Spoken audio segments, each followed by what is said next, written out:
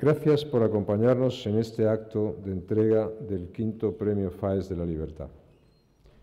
Como acaba de explicar Javier Zarzalejos, tuvimos el honor de iniciar esta serie entregando el primer Premio de la Libertad a Su Majestad el Rey Don Juan Carlos y contar con su presencia y la de Su Majestad la Reina Doña Sofía en coincidencia con la celebración de nuestro 20º aniversario.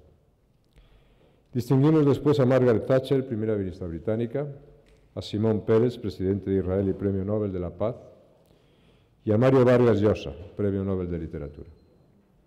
El Premio FAES de la Libertad se ha convertido en un gran acontecimiento cultural del cual la fundación que presido se siente orgullosa. Hoy lo estamos de manera especial porque celebramos nuestro 25º aniversario y hacemos entrega de la quinta edición a un gran amigo de España y de esta casa, Enrique Krauze. Editor, crítico e historiador, incansable defensor de la libertad mediante la palabra y mediante la cultura. Enrique Krauze nació en la Ciudad de México en 1947.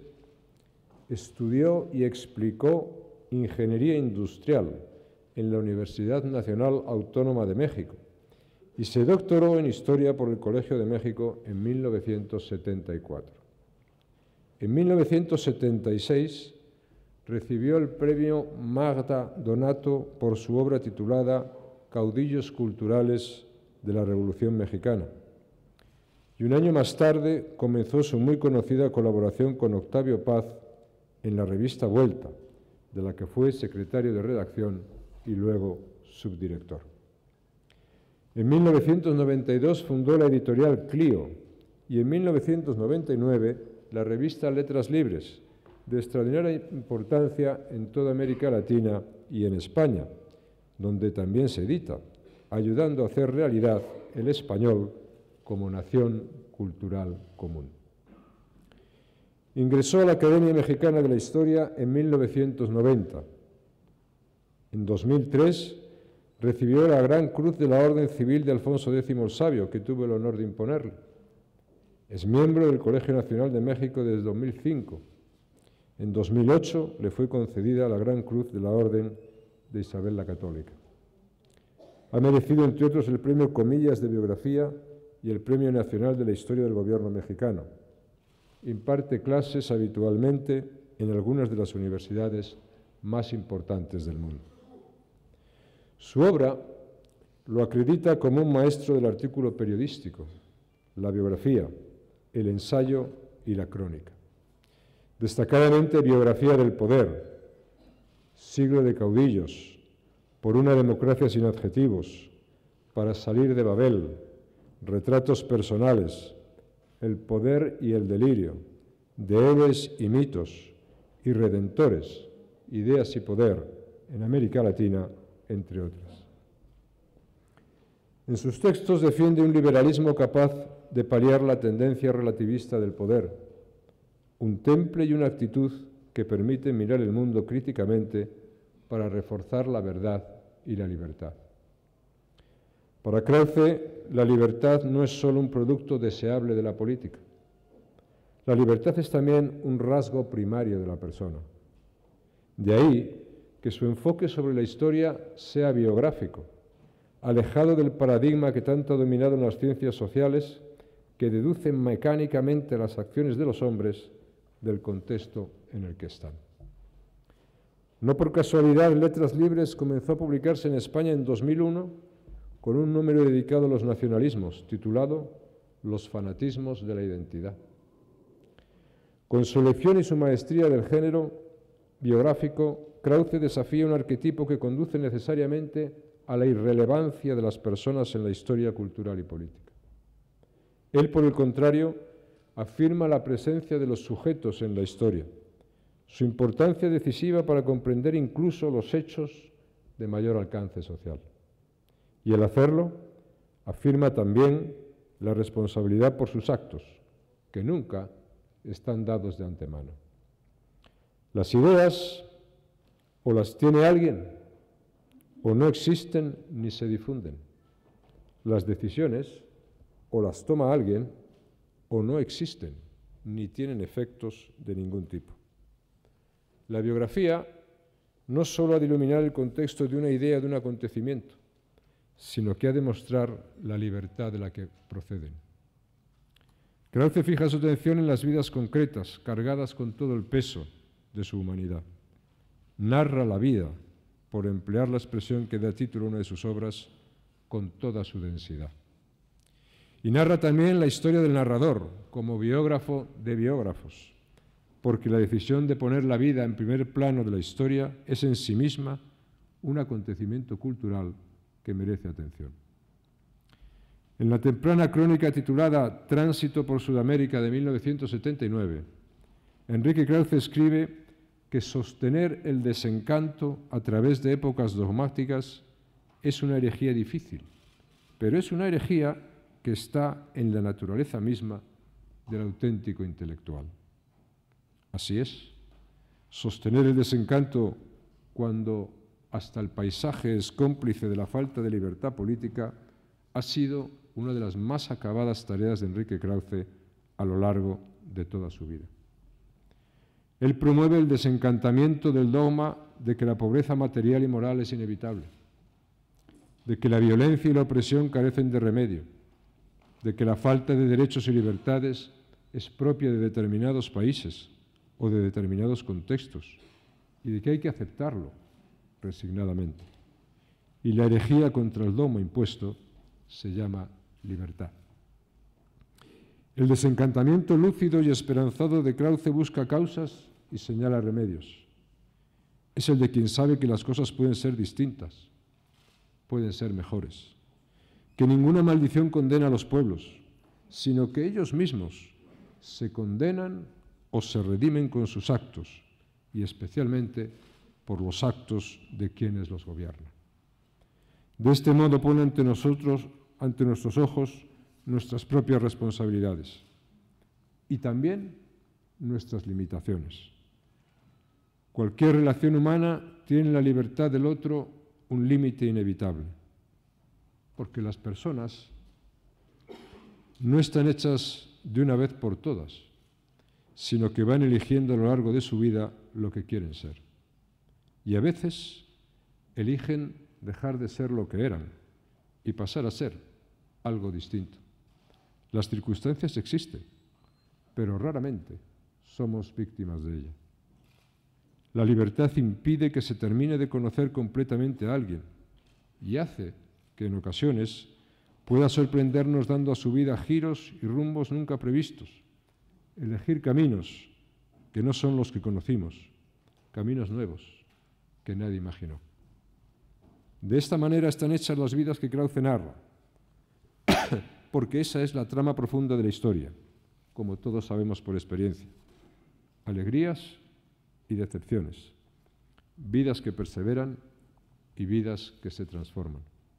En ese empeño, Enrique Krauze ha levantado una obra cultural que tiene ya una amplitud y una hondura excepcionales.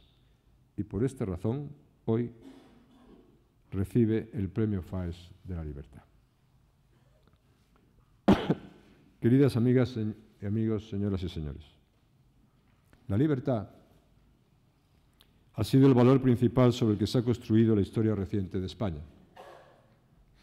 Mediante nuestra Constitución de 1978, nos incorporamos a la historia universal de la libertad, que es la historia del Estado de Derecho. Libertad no solo como declaración de intenciones o como aspiración, sino como principio rector efectivo de la vida de los españoles. Un proceso mediante la ley constituyente, expresión de la voluntad originaria de todos los españoles, marco y sustento de un Estado moderno. Creamos así el más poderoso instrumento de promoción de la justicia social del que hemos dispuesto jamás. Convendría poner en claro, con números concretos, la magnitud de la transformación que hemos experimentado.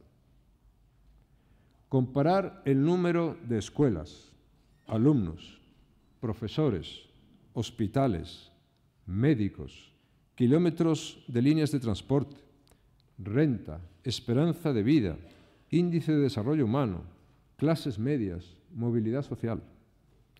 Y mostrar esa comparación a quienes, por ignorancia, por soberbia o por una combinación de ambas cosas, pretenden demoler o simplemente descuidar la inmensa obra cívica que hemos construido juntos. Comparado con la España de los años 70, permítanseme decir que hemos hecho un país sencillamente extraordinario. No he aceptado nunca la presunta excepcionalidad negativa de España, ni cuando tuve responsabilidades de gobierno, ni después. Por eso creo que la respuesta a lo que nos pasa no está en dejarnos llevar por la melancolía, ni en deslizarnos por un derrotismo siempre acechante. Se detecta una tentación de revivir el relato del 98, lleno de buenas intenciones, pero lleno de graves errores, para explicar España como la historia circular de un fracaso. Y no lo es. Sí, hemos cometido errores. La perfección, al parecer, solo está al alcance de los nuevos totalitarismos, de soluciones mágicas, infalibles y además gratuitas. Sí, el rendimiento de nuestras instituciones puede y debe mejorar sustancialmente. Sí, es verdad que no será fácil recuperar a muchos ciudadanos instalados en la desafección. Y sí, es preciso renovar la confianza en la política, pero no para hacer concesiones al populismo, sino para fortalecer la democracia, no para extender la sombra de la sospecha, sino para despejarla. Pero nuestro proyecto de convivencia democrática ni merece ni necesita enmiendas a la totalidad, que nunca, repito, nunca han traído los efectos regeneradores que se les suponía. Creo que la democracia española de 1978 solo ha decepcionado a los que nunca quisieran su éxito, a los nostálgicos del privilegio o de la vanguardia revolucionaria, que a fin de cuentas vienen a ser lo mismo. Ese gran logro es en primer lugar un hecho moral, porque es un éxito construido sobre las virtudes cívicas de la gran mayoría de los españoles. Virtudes que nos rescataron de lo peor de nuestra historia y que, sin embargo, hoy algunos quieren retratar como deficiencias que vician en su origen la transición y el pacto constitucional. Admitamos que ese logro está hoy en cuestión, en España y en todo el ámbito democrático europeo. Vuelven los viejos conocidos de la historia de Europa. Reviven los agentes de la destrucción de la paz, la libertad y la democracia, dispuestos a dejar su huella también en el siglo XXI. Al calor de la crisis económica y del descrédito de las instituciones, en medio de un cambio de paradigma económico y social lleno de lógicas e incertidumbres, el nacionalismo y el populismo, ellos son quienes fabrican nacionalistas y populistas, no quienes los resistimos. Nacionalismo y populismo emergen para ofrecer recetas que son hoy tan falsas como lo fueron en el pasado, e igualmente destructivas. Y hay que decirlo precisamente cuando hablamos de libertad. La libertad solo puede existir dentro de la nación y en las instituciones que dan contenido a nuestra condición de ciudadanos.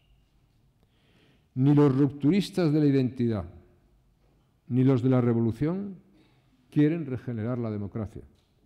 Buscan simplemente acabar con ella. La corrupción económica e institucional es una amenaza verdaderamente existencial para la democracia. Pero no lo es menos la corrupción de la política, la de quienes malversan las inquietudes de los ciudadanos, la indignación y el desafecto para conseguir réditos partidistas a costa de la frustración. Creo sinceramente que debemos trabajar desde un compromiso lo más amplio y activo posible para que no triunfen los que creen que la historia puede deparar una segunda oportunidad a sus delirios extremistas, felizmente sepultados bajo el muro de Berlín. Y creo sinceramente que ese mismo compromiso, que debe ir más allá de los partidos, tiene que garantizar la nación como comunidad, comunidad de derechos y obligaciones, comunidad económica, pero también comunidad afectiva, cultural y humana. La alternativa a la unidad no es una cuestión de procedimientos, es el final de nuestro marco de convivencia. Amigas y amigos, hace mucho tiempo que renuncié a mis responsabilidades políticas, más de una década.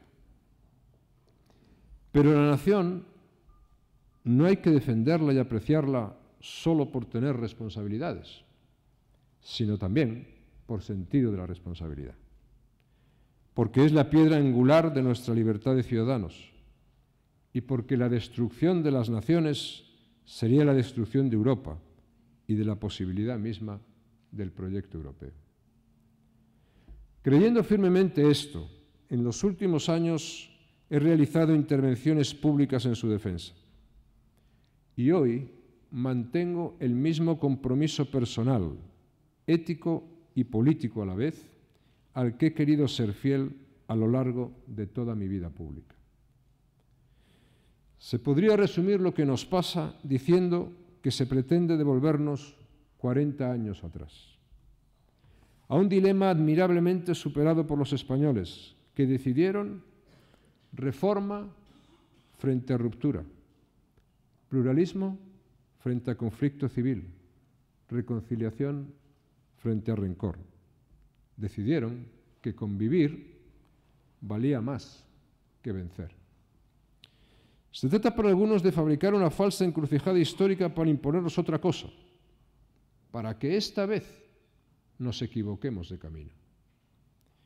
Este es el fondo de los proyectos que quieren romper por la fuerza de los hechos nuestro marco político. Por eso, hoy, a la altura de octubre de 2014, el diálogo con el nacionalismo identitario ha de comenzar por decirle, con claridad cristalina, que sus actos y sus propósitos no solo vulneran el modelo constitucional de organización territorial del Estado, sino que lesionan de manera inaceptable los derechos de los ciudadanos. Esto es lo que ocurre cuando a los ciudadanos de toda España se les priva de su derecho a decidir, cuando a los catalanes se les quiere forzar a una elección que, como mínimo, cercenaría una parte de su identidad, cuando se pretende expropiarlos en Cataluña de su nacionalidad, cuando se les quiere negar la historia de la que forman parte y expulsarlos del espacio público, cuando se busca convertir al conciudadano en extranjero.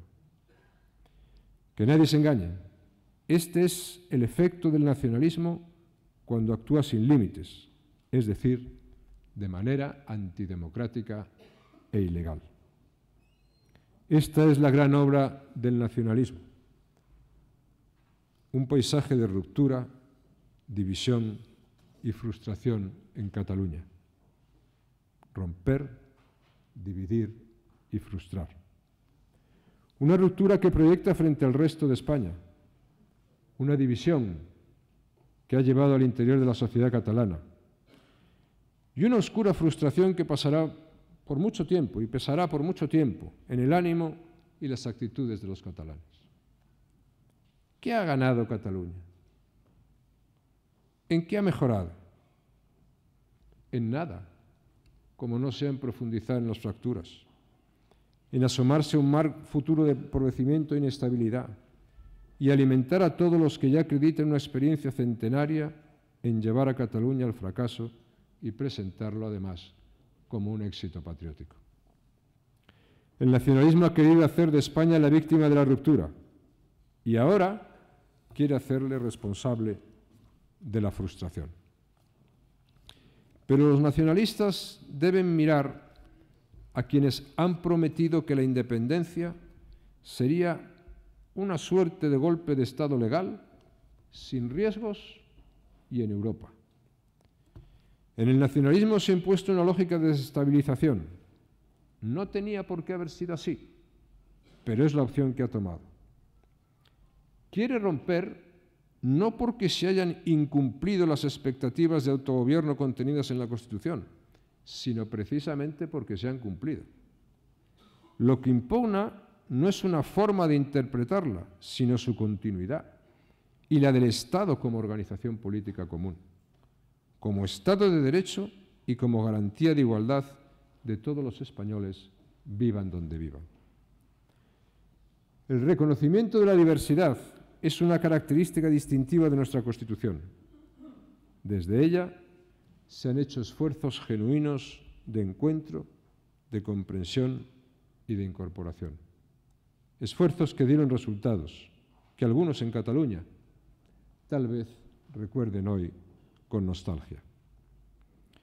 La inmensa mayoría de los españoles viven con normalidad sentimientos de identidad compartidos, sin extravíos fanáticos ni pretensiones excluyentes, como corresponde a una sociedad abierta, tolerante y madura. Por eso, si diéramos pábulo a esos extravíos del fanatismo, si acogiéramos la política del órdago como base de diálogo, no abriríamos ninguna operación de reforma, sino que estaríamos deshaciendo nuestro acuerdo democrático y el fracaso, en consecuencia, estaría garantizado. Amigas y amigos, creo que es ridículo conducirse como si fuera posible abordar nuevamente las grandes decisiones que se adoptaron con patriotismo y con plena lucidez al inicio de nuestro proceso democrático. Y es más ridículo aún cuando se propone como solución, no como solución a un fracaso, sino como solución a un éxito, que es lo que el nacionalismo radicalizado pretende en su ofuscación: poner fin al éxito de España.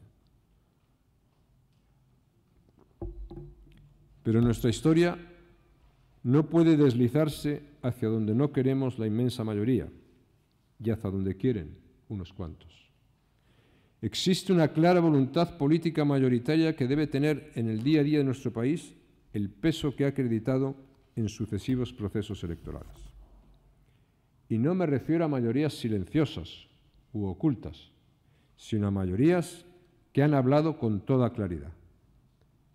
La sociedad española debe resistirse a esa especie de hechizo político que en ocasiones paraliza la voluntad general y la sustituye por voluntades minoritarias, incluso por voluntades residuales que actúan sobre el conjunto del país, que fijan su agenda, que agotan sus recursos y energías en empeños absurdos en un contexto como el que marca la crisis actual.